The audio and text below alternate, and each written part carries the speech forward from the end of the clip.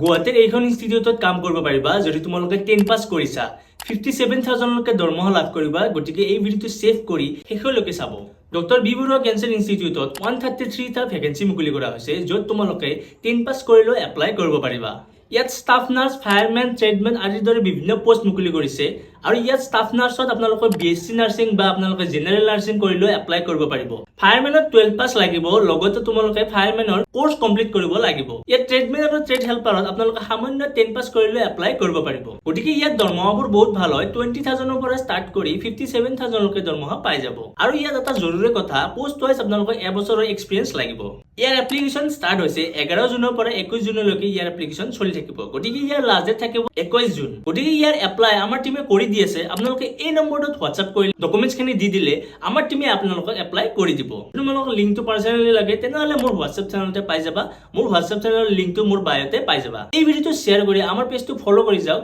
আৰু আপোনালোকে যদি এই ভিডিওটো ইউটিউবত চাইছে তেনেহলে সাবস্ক্ৰাইব